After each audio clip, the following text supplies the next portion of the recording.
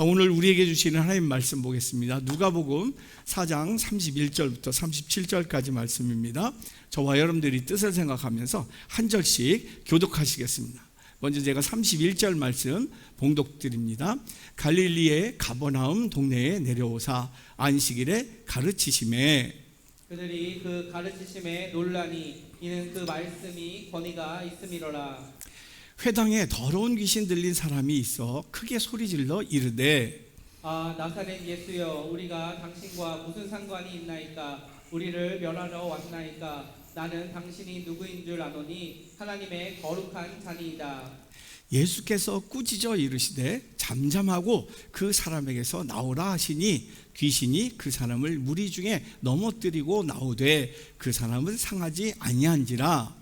다 놀라 서로 말하여 이르되 이 어떠한 말씀인고 권위와 능력으로 더러운 귀신을 명함에 나가는도다 하더라. 다 같이요. 이에 예수의 소문이 그 근처 사방에 퍼지니라. 아멘. 오늘 본문을 통해서 주신 하나님 말씀 제목이 예수님 권능의 이유입니다. 한번 읽어볼까요? 시작. 예수님 권능의 이유. 지금 우리가 이제 예수님 사역을 묵상을 하고 있습니다. 근데 예수님 사역에는 능력이 나타나기 시작했어요. 근데 여러분, 그 능력이 지금도 나타나고 있는 줄로 믿습니다. 어떻게요? 예수 그리스도의 이름으로 보내신 성령의 역사로 지금도 똑같이 예수 그리스도의 권능이 이 땅에 펼쳐지고 있는 줄로 믿습니다. 중요한 것은 지금도 펼쳐지는 그 예수 그리스도의 능력을 우리가 우리의 삶에서 누려야 된다라는 겁니다. 아멘이시지요? 그것 때문에 우리가 신앙생활을 하는 거예요. 예수 그리스도의 권능을 우리가 우리의 삶에서 성령의 능력으로 누려야 된다라는 겁니다. 그러면 어떻게 그 능력을 누릴 수 있는가? 신학자 폴 틸리가 이런 얘기를 했어요. 여러분 봤죠? 신앙은 하나님의 시간을 사는 것이다 라고 얘기를 했어요. 신앙은 하나님의 시간을 사는 것이다. 하나님의 때에 사는 것이 신앙이고 거기에 능력이 임한다라는 겁니다. 왜냐하면 그 하나님의 시간, 그때에 전능하신 하나님이 역사하시기 때문이라는 것입니다. 그래서 신앙은 내 시간을 사는 게 아니라 하나님의 시간을 사는 거예요. 하나님 올해 이거를 꼭 해주세요가 아니라 하나님께서 이루실 그 때를 내가 믿음으로 준비하게 하여 주옵소서. 이게 놀라운 하나님의 능력을 누리는 삶이라는 겁니다. 저는 간절히 소망합니다. 여러분들이 지금 예배를 드리는데 이 예배 드리는 이 시간이 여러분의 소망을, 여러분의 욕망을, 여러분의 비전을 하나님께 아뢰는 여러분의 시간이 아니라 하나님의 시간이 되길 주님의 이름 가운데 축원합니다. 하나님의 시간이 될 때 비로소 그 하나님의 능력이 우리의 삶에 임하게 되기 때문입니다. 또한 우리가 하나님의 능력을 누리는 삶, 첫 번째는 하나님의 시간을 사는 삶이고, 두 번째는 하나님의 말씀을 따라 살 때 하나님의 능력을 누리는 삶이 된다라는 겁니다. 왜 그런지 아세요? 하나님의 말씀을 따라 사는 삶에 하나님의 능력이 임하는 이유는 하나님의 말씀은 반드시 그 말씀하신 그대로 이루어지기 때문입니다. 그래서 우리는 말씀이 육신이 되신 예수 그리스도의 삶을 지금 묵상하고 있는 것이에요. 왜 예수 그리스도의 삶을 묵상하는가? 말씀이 육신이 된 우리와 같은 연약한 몸을 입으신 그 삶에 하나님의 능력의 역사가 일어나는 그 묵상을 하기에 우리의 삶에도 그 능력을 받는 길이 열리기 때문에 그렇습니다. 그 예수님의 삶이 말씀을 이루는 능력의 삶이 되기에 우리는 오늘도 예수 그리스도의 삶을 묵상합니다. 전 여러분들이 예수 그리스도의 삶을 묵상하면서 동시에 여러분의 삶도 예수 그리스도의 삶이 되길 주님의 이름 가지고 축원합니다. 그때 비로소 말씀이 여러분의 삶의 능력으로 역사할 줄로 믿습니다. 오늘 본문이 그러한 얘기를 기록하고 있어요. 오늘 본문 말씀을 보면 갈릴리 나사렛 사람들은 예수님의 첫 설교를 듣게 됩니다. 근데 놀랍게도 예수 그리스도의 첫 설교를 들었는데도 불구하고 은혜를 받지 못했어요.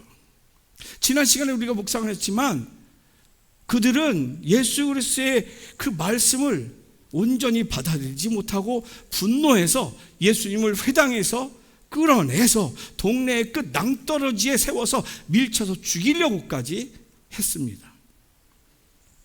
여러분, 우리가 일반적으로 생각할 때 예수 그리스도가 말씀하신다, 하나님의 아들이시고 메시아인 그 사랑이 극진하신 그 하나님의 말씀을 전하는 예수 그리스도의 설교, 그 말씀이 얼마나 은혜롭고 권세가 있겠습니까? 그 어떤 목사님의 설교보다도, 그 어떤 선교사님과 부흥사의 설교보다도, 그 어떤 신학자의 강의보다도 예수 그리스도의 말씀이 더 감격스럽지 않겠습니까? 더 사랑스럽지 않겠습니까? 더 은혜롭지 않겠습니까? 그런데 그 예수 그리스도의 말씀을 들은 그 갈릴리 사람들은 예수 그리스도의 말씀이 자신들을 무시하고 있다고 생각하고 공격한다 생각해서 굉장히 분노를 했습니다. 우리가 이방인들보다 못하다는 거야? 우리가 더군다나 이방인 과부보다도 못하다는 거야? 분노했어요. 그래서 예수님을 회당에서 끌어내서 죽이려고까지 했습니다. 이것을 보면서 깨닫는 게 있어요. 나사렛 사람들, 갈릴리 나사렛 사람들은 얼마나 마음에 깊은 상처가 있는지, 또 얼마나 열등감이 있는지 우리는 알게 됩니다. 왜 그들은 그만큼 깊은 상처가 있고 열등감이 있을까요? 그것은 그들은 오랫동안, 무려 400년 가까이 하나님의 말씀을 듣지 못했어요. 하나님의 말씀을 통한 은혜를 체험하지 못했기에 그들은 마음의 상처가 컸습니다. 그들의 마음이 하나님의 만져주신 말씀이 들려지지 않으니까 갈라지고 갈라져서 돌짝밭 같은, 그래서 그 마음밭이 아주 단단해지기 때문에 그들은 그만큼 분노로 반응하게 되었다라는 거예요. 그들은 오랫동안 하나님의 말씀을 듣지 못해서 마음이 상할 대로 상해 있었던 것입니다. 여러분, 사람이 밥을 제때 먹지 못하면 여러분 화가 나게 되어 있어요. 사나워집니다.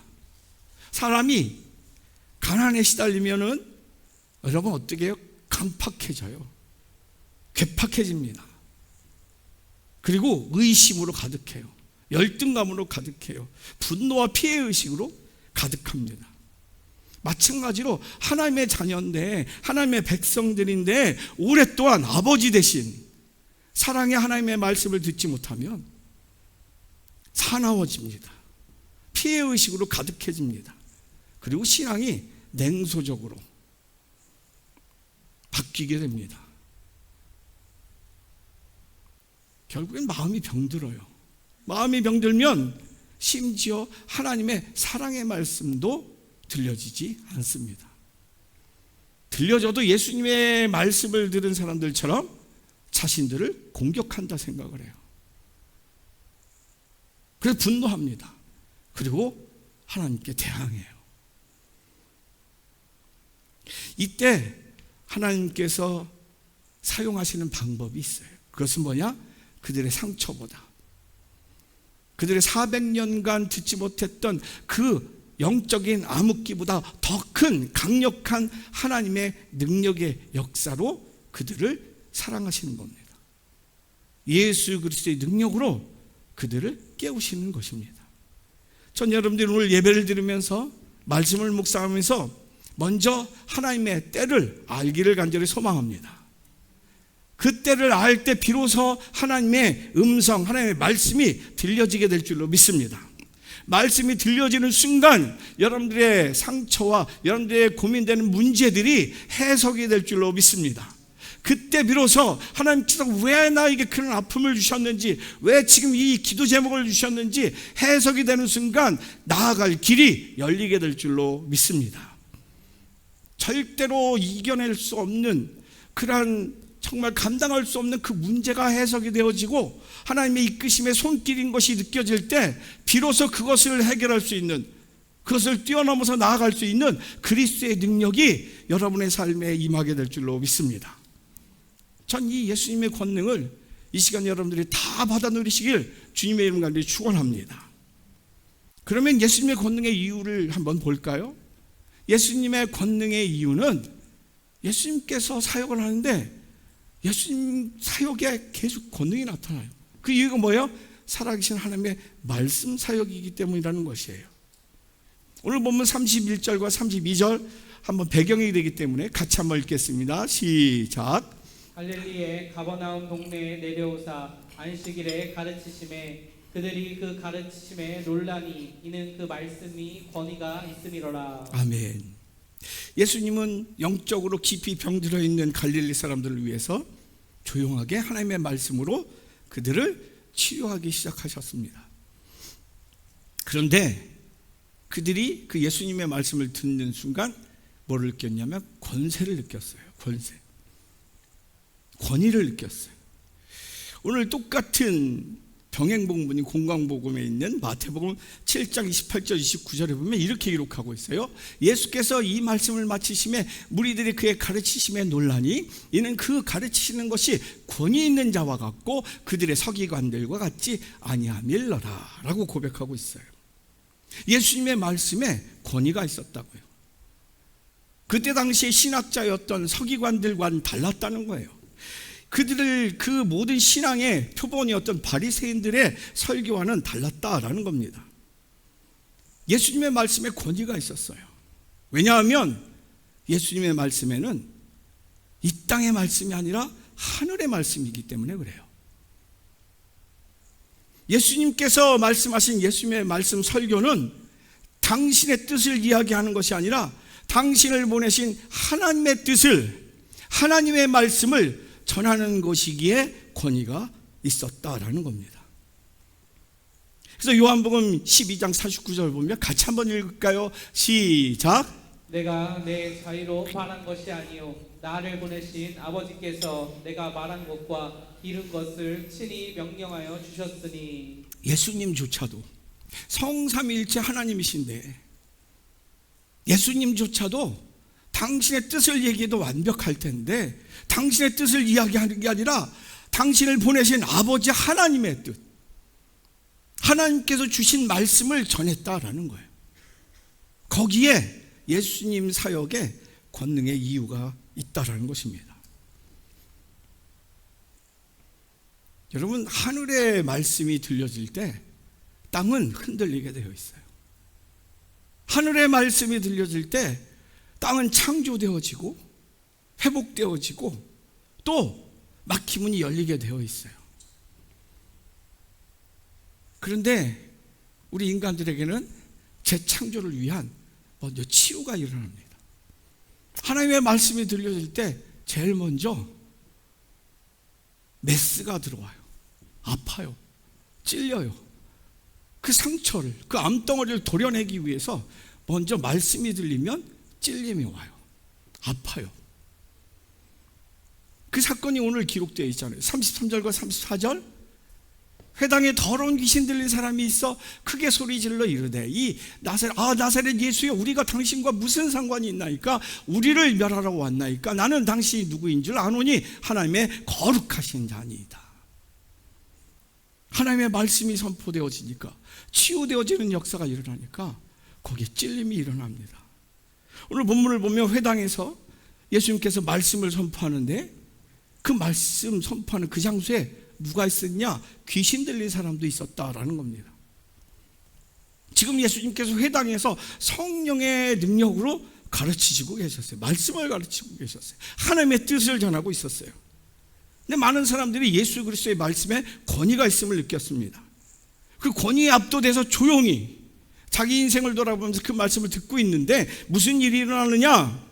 33절을 보면 회당에 더러운 귀신 들린 사람이 있어 크게 소리질러 이르되, 예수님이 말씀을 가르치시는 그 과정에 그 회중에 귀신 들린 자가 있었다라는 거예요. 근데 여러분, 우리가 좀 알아야 될 게 있어요. 회당에는 아무나 들어갈 수가 없어요. 회당장과 집붕자들이 입구에서 다 거르게 됩니다. 이방인, 세리, 창기 못 들어오게 합니다. 오로지 택함 받은 사람만 들어가게 되어 있습니다. 더구나 귀신 들린 사람, 미친 사람 당연히 못 들어와요. 그러니까 이 귀신 들린 사람은 이방인도 아니었다라는 거예요. 세리도 아니었고 창기도 아니었고 겉으로 봐서 죄인이 아니었다는 뜻입니다. 정신도 말짱했다는 뜻이에요. 평소에 미친 짓을 한 사람이 아니었다는 그 뜻입니다. 평소에 정상적인 삶을 살았기에 회당에 들어올 수 있었다라는 겁니다. 그런데 그 사람이 귀신 들렸다라는 것을 아무도 몰랐다는 거예요. 근데 어떻게 드러납니까? 예수님의 권세 있는, 권위 있는 하나님의 말씀이 선포되자 귀신 들린 사람이 갑자기 소리를 치기 시작했다라는 겁니다. 성경에는 그 소리 중에, 그가 지르는 소리 중에 가장 큰 소리라고 영어로 얘기하고 있어요. 한번 볼까요? 용서하십시오. He cried out at the top of his voice. 그가 소리 낼 수 있는 목소리 중에 가장 큰 목소리로 소리 질렀다라는 거예요. 여러분들은 어떤지 모르겠지만 저는 어렸을 때 교회에서 살았기 때문에 저는 이런 경우를 많이 봤어요. 막 소리 질러 예배 드리는데 갑자기 뜨겁게 찬양하는데 막 소리 질러요. 귀신 들렸기 때문에. 막 귀신 들린 사람이 막 무서운지 막 소리를 막 질러요. 그리고 막 분노와 화가 나 있어가지고 막 욕을 해대기 시작합니다. 여러분도 보신 분 있을 거예요. 저는 어렸을 때 교회에서 그런 거 많이 봤어요. 그래서 계속 소리 질러서 온 성도가 함께 기도했어요. 그러니 조용해졌어요. 쓰러졌어요. 그렇게 잠들어요. 그때부터 고쳐져요. 근데요, 왜 그가 예수님의 말씀이 선포될 때 갑자기 소리를 질렀을까? 예수님의 입에서 나온 말씀이 하나님의 말씀, 생명의 말씀, 권위가 있는 말씀이었기 때문에 그랬어요. 살리시는 말씀, 회복시키시는 말씀, 자유롭게 하는 말씀, 그 억눌린 그 죄악을 해방시키는 말씀.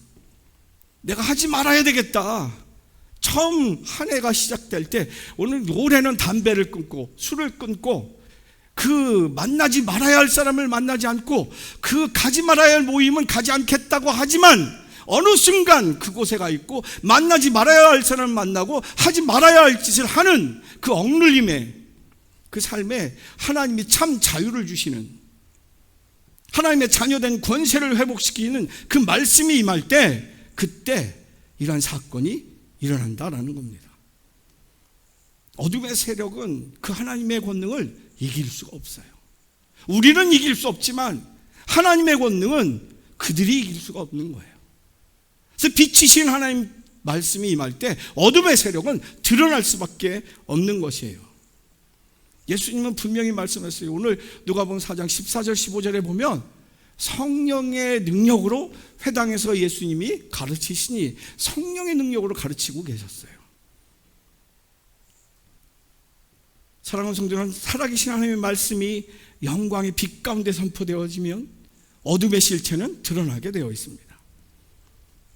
복음의 영광, 그것이 비춰지면, 참 자유함의 권능이 임하면 어둠의 실체는 드러나고 물러나게 되어 있습니다.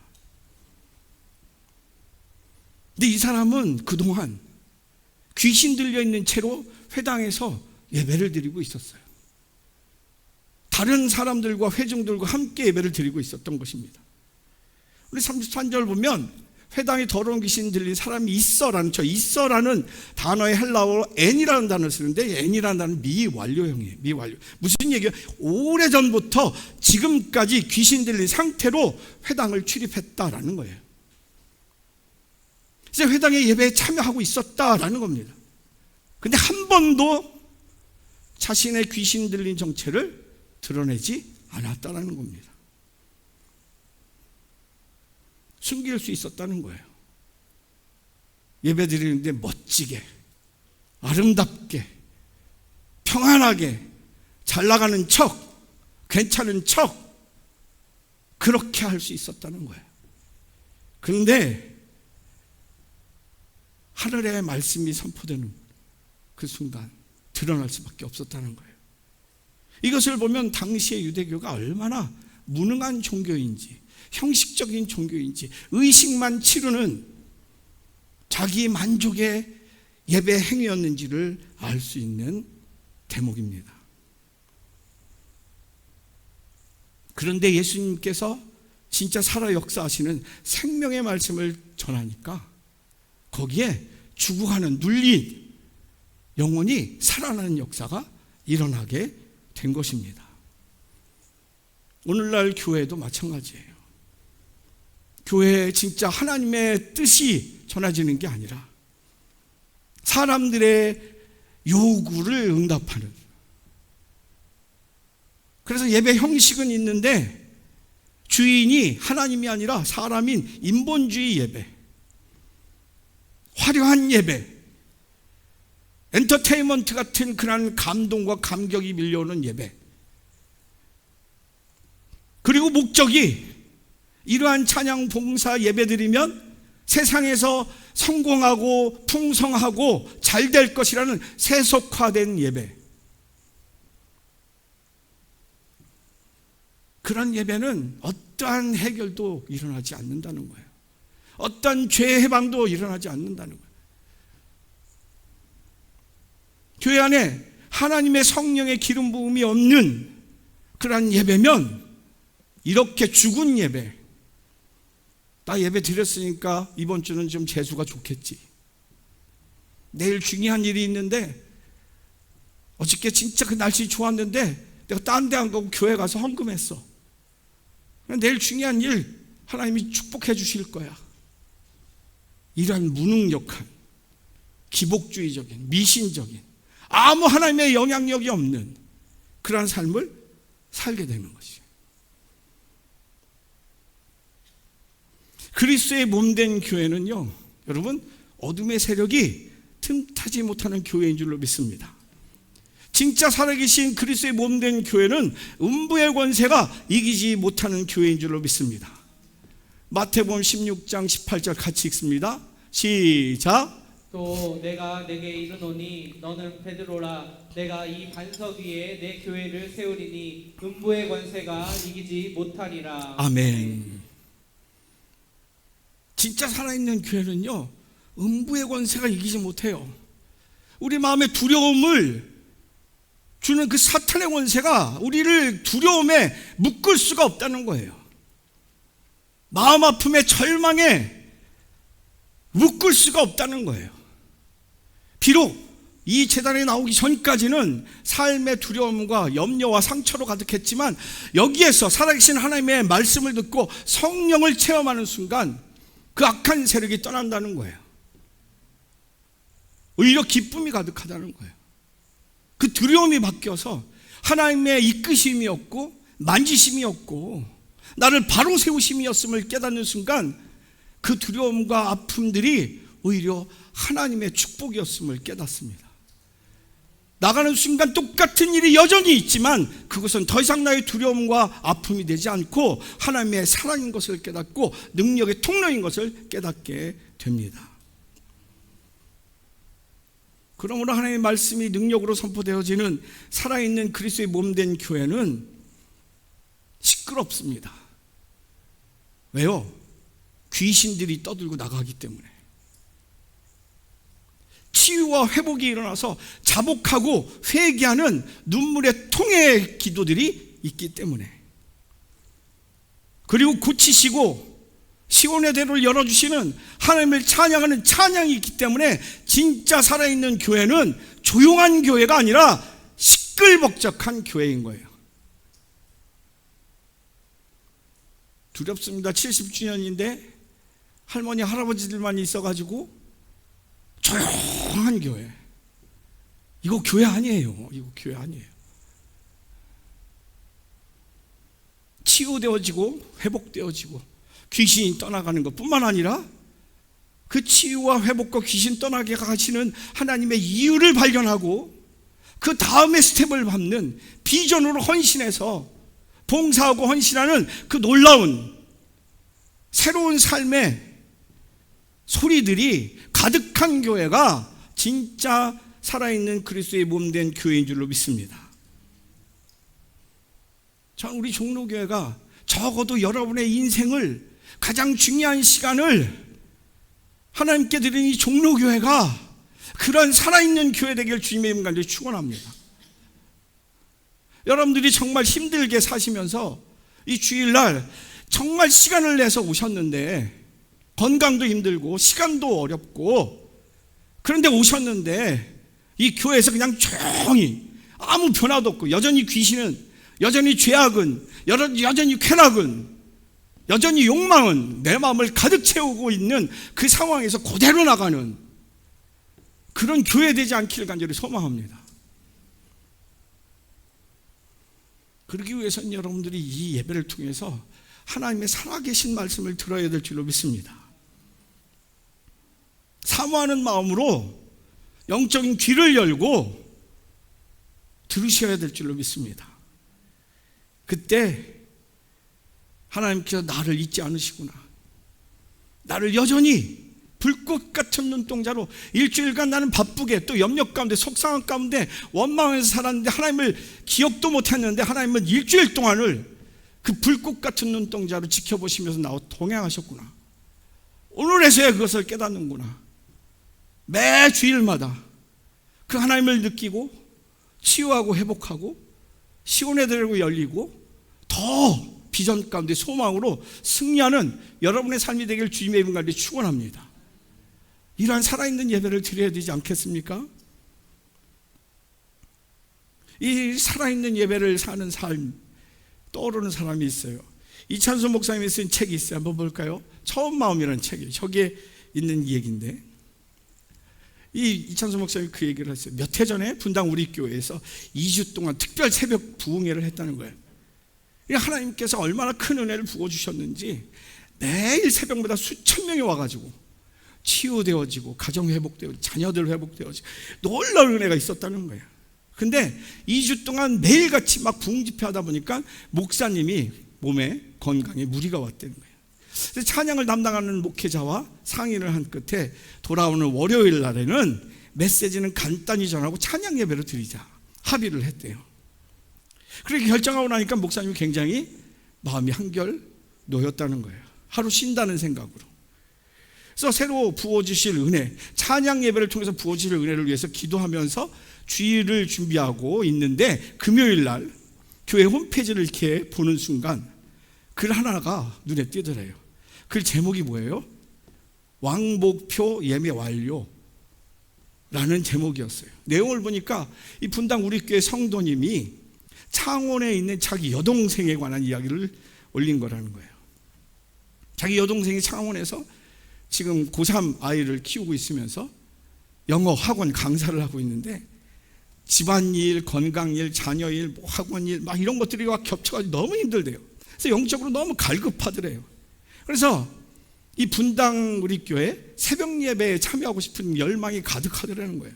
그런데 매일 밤 늦게까지 거의 11시, 12시까지 학생들을 가르치느라 시간이 안 나더라는 거예요. 근데 마침 주일 저녁부터 월요일 오전까지가 시간이 딱 비는 주일이 딱 오더래요. 그래서 월요일 예배, 새벽 예배 참석하기로 결정했다는 거예요. 이 특별 새벽 부흥회를 통해서 반드시 하나님의 은혜를 받아야겠다. 비장한 마음으로 차표를 예매했다는 거예요. 그런데 이렇게 썼어요. 매일 새벽 1시까지 영어를 가르치는 일과 새벽 1시까지 가르쳤나 봐요. 고3 수험생의 엄마 역할을 하느라 바쁜 나날을 보내다 보니 뜨거운 예배를 향한 갈급함이 더욱 커져만 갔다며 마침 주일 밤부터 월요일 오전 사이에 시간이 생겨 그 은혜의 현장에 함께하기 위해 다음 주 월요일 분당에 오겠다고 하네요. 기도해 주십시오. 목사님이 이 길을 잊고 탄식을 했대. 내가 이 길을 잊지 말았어야 되는데 이걸 읽는 순간 하나님의 음성이 들려. 야, 찬수야, 너 설교 준비해야 되겠다. 그 순간 불평이 나왔대요. 너무 무리해서 죽겠는데 주일 사역 때문에 하루 좀 새벽에 조금 쉬자는 건데 어떻게 이러실 수가 있나? 왜 그 사람은 그 멀리 여기까지 온다는 거야? 하나님은 항상 목회자 편이 아니라 성도 편인가 봐. 그저 불평을 했대요. 그래서 깨닫는 게 하나님께서는 은혜 받기 위해서 그 먼 길을 달려오겠다는 그 성도의 마음을 정말 귀하게 여기셨다는 거예요. 수많은 영혼들의 그 기도도 다 들어주시면 진짜 갈급한 한 작은 영혼, 그 영혼의 갈급함을 외면하지 않는 하나님이신 것을 깨달았대요. 이렇게 마칩니다. 그렇게 탈진 상태에서 부랴부랴 다시 설교를 준비해 평상시와 똑같은 월요일 새벽 예배를 드렸다. 그랬는데 그날 그 새벽에 더 놀라운 은혜가 임했던 것이다. 삶이 너무 힘들어 예배의 자리에 가지 않고는 가슴이 터질 것 같아 밤차를 타고 올라와 새벽 예배 한 번 드리고 그날로 다시 내려갈 수밖에 없는 그 마음, 그 상한 한 영혼을 하나님이 얼마나 배려해 주시는지 그 은혜가 갑절로 임한 날이었다. 사랑하는 성도 여러분, 하나님의 존재 방식은 말씀이에요. 요한복음 1장 1절 여러분 아세요? 태초에 말씀이 계시니라. 이 말씀이 하나님과 함께 계셨으니 이 말씀이 곧 하나님이시니라. 하나님의 존재 방식이 말씀이에요. 동시에 하나님의 역사 방식도 말씀이에요. 말씀으로 치유하세요. 말씀으로 회복시키세요. 말씀으로 비전을 주세요. 그리고 하나님의 우리와의 관계 방식도 말씀이에요. 내가 너를 사랑하노라. 내가 너를 잊지 않고 있다. 여러분, 하나님의 존재 방식 말씀, 하나님의 역사의 방식도 말씀, 하나님의 우리와의 관계의 방식도 말씀이라는 거예요. 다시 말해서 우리는 말씀 없이 하나님을 만날 수 없다는 뜻입니다. 전 이 살아계신 하나님의 말씀을 여러분들이 정말 생명을 걸고 사모하실 수 있기를 간절히 소망합니다. 그래서 치유되어지고 회복되어지고 해석되어지고, 그래서 길이 열려지고 또 세워갈 그 하나님의 놀라운 축복을 받아 능력 가운데 승리하시는 천국의 삶 되시길 주님의 이름으로 축원합니다. 질문 드리고 마칠게요. 지금 나에게 있어서 살아계신 하나님의 말씀이 필요한 일은 무엇이 있습니까? 여러분, 하나님의 말씀이 필요한 일 어떤 게 있으세요?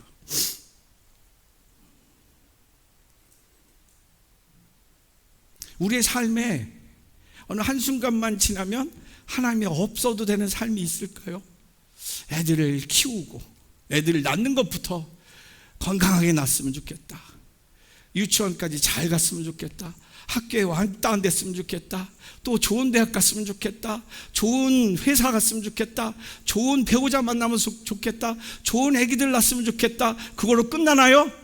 아니에요. 하늘 부르심 받을 때까지 하나님의 말씀이 필요하지 않습니까? 그리고 우리가 믿는 하나님은 그냥 관계없는 하나님이 아니라 우리의 삶과 세상을 주관하시는 하나님인 줄로 믿습니다. 주관하신다는 거예요. 다시 말해서 우리의 지금 문제도, 우리의 그 아픔도, 우리의 두려움도 하나님의 주관 가운데 있다는 거예요. 그런데 안 물어봐요. 이렇게 했으면 좋겠습니다. 하나님 이것대로 해주세요 라고 얘기하든지, 하나님 방법이 없습니다 라고 얘기하든지 그래요. 하나님 말씀을 들을 생각은 안 해요. 그때 이 대구에서 올라온 이 귀한 아줌마처럼 갈급한 영이 있을 때 찬양 가운데도, 남의 기도하는 가운데도, 대표 기도 가운데도, 또 설교 말씀의 제목 아니면 말씀 본문 한 절 가운데도 하나님의 음성이 들려지게 되는 줄 믿습니다. 그때 이 문제가 왜 왔는지 상황이 해석이 되어져요. 그때는 문제가 되지 않습니다.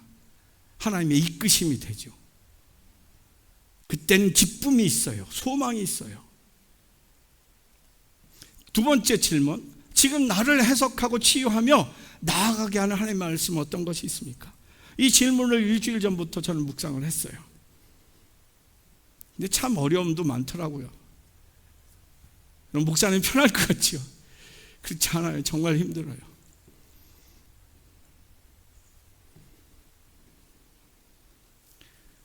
근데 이 질문 가운데 계속 새벽마다 기도하고 저녁마다 기도할 때 이 말씀 주셨어요. 마태복음 16절 18절 또 내가 내게 이르노니 너는 베드로라. 내가 이 반석 위에 내 교회를 세우리니 음부의 권세가 이기지 못하리라. 음부의 권세가 이기지 못하는 거 다 좋은데 중요한 건 하나님께서 내 영혼에 교회를 세우실 이유를 찾아야 된다는 생각이 있어요. 이 반석 위에라는 거, 반석 위에. 이 반석이 무슨 뜻인지 아시죠? 이 얘기가 나오는 것은 예수님께서 이제 때가 되어서 제자들에게 물어봐요. 세상 사람들이 나를 누구라 하느냐? 엘리야요? 선지자 중에 하나다. 그럼 너희는 나를 누구라 하느냐? 그때 베드로가 주는 그리스도시요 살아계신 하나님의 아들이시니이다. 기가 막히게 대답을 해요. 그때 예수님이 뭐라 해요? 야, 잘했다가 아니에요. 이를 알게 하신 이는 네 혈육이 아니라 하늘의 영이다라는 거예요. 하나님이 알게 하셨다는 거예요. 이제 하나님께서 예수 그리스도의 그리스도 되심을 드러내시게 하셨다는 뜻입니다. 그때부터 예수님의 사역이 시작됐다라는 거예요. 근데 그 믿음이라는 거예요. 주는 그리스도시여 살아계신 하나님의 아들이신 것이 믿어지는 믿음. 내 이 문제를 해결해 줄 수 있는 믿음. 내 이 해결 안 되는 이 문제를 해결해 주실 수 있는 그 그리스도 되심의 믿음. 이 믿음이 과연 나에게 있느냐라는 거예요. 거기에 음부의 권세가 이기지 못하는 하나님의 능력이 임한다라는 것입니다. 저는요 간절히 여러분을 이 시간에 사랑하는 마음으로 축복합니다. 이 시간이 여러분의 시간이 여러분의 소망을 아뢰는 시간이 아니라 하나님의 시간이 되길 간절히 소망합니다. 하나님의 음성이 들려지는 축복이 있길 간절히 소망합니다. 그래서 여러분들의 삶의 치유와 회복이 일어나고 새로운 비전으로 능력 가운데 세워지는 이 시간 되길 주님의 이름 가운데 축원합니다. 말씀 정리합니다. 예수님의 권능이 있어요. 예수님이 사역하자마자 또 올라온 권능들이 일어나요. 근데 그 이유가 뭐예요? 살아계신 하나님의 말씀 사역이기 때문이었다라는 겁니다. 예수님의 뜻도 아니고 세상의 환경된 요구의 응답이 아니라 하나님의 계획된 말씀이었다라는 거예요. 비전의 말씀, 사랑의 말씀. 전 여러분들이 삶의 근거가 말씀이 되길 간절히 소망합니다. 삶의 목표도 말씀이 되기를 간절히 소망합니다. 삶의 방식도 말씀이 되기를 간절히 소망합니다. 그래서 여러분의 삶이 실패가 없고 매 순간 천국 되길 주님의 이름 간절히 축원합니다.